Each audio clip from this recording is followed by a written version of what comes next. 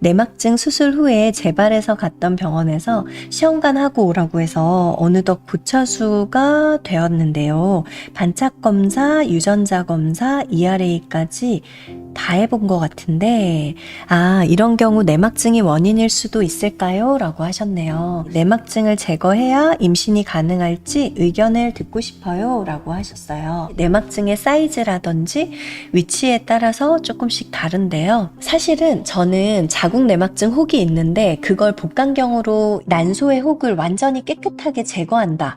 이런 방식의 수술은 임신을 앞두고 있는 사람에게는 조금 반대하는 편이기는 해요. 이건 의사마다 생각은 조금 다를 수 있는데요. 자궁 내막증은 난소의 다른 혹하고는 약간 성질이 다르거든요. 기형종이라든지 이런 혹에 비해서는 훨씬 난소를 조금 파고드는 혹이에요. 침습적인 혹이라고 생각하시면 되는데, 그러다 보니 수술을 할 때 정상 난소 조직의 손상도 꽤 있어요. 그러다 보니까 자궁 내막증 수술하고 거의 조기 폐경의 상황으로 가시는 분도 저는 사실 환자분으로서 많이 만나거든요. 특히나 이전에 한번 수술을 했다면 이미 약간 정상 난소 조직의 손상이 저는 있을 거라고 생각해요. 난소 기능 감소가 분명히 있을 거거든요. 근데 그 상황에서 내막증을 또 복강경으로 제거하고 혹을 제거하고 또 거길 지져주고 이런 전기 소작술 같은 것도 해야 되고 하면서 정상 난소 조직이 또 더 줄어드는 상황이고 난자의 개수는 또 더 줄고 그러면서 임신율이 감소하는 것들도 고려를 해야 돼요.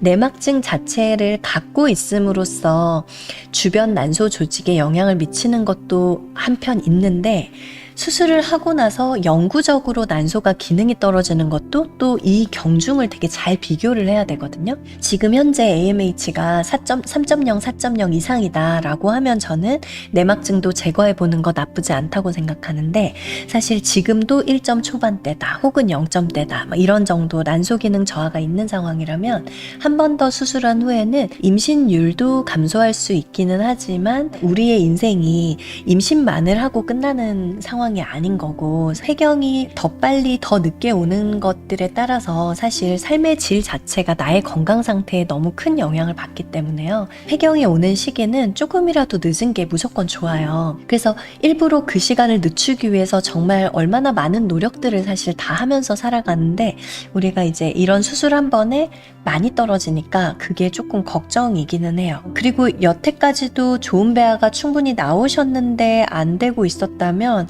어쨌든 차트 전체를 한번 좀 보면서 한번 얘기를 나눠봤으면 좋겠어요. 지금 되게 중요한 결정을 하셔야 되는 상황인 것 같아서 뭐 저한테도 오셔도 좋고 또 다른 이제 약간 난임 전문의들하고도 충분히 상담 후에 결정하셔도 저는 좋겠다라고 생각해요.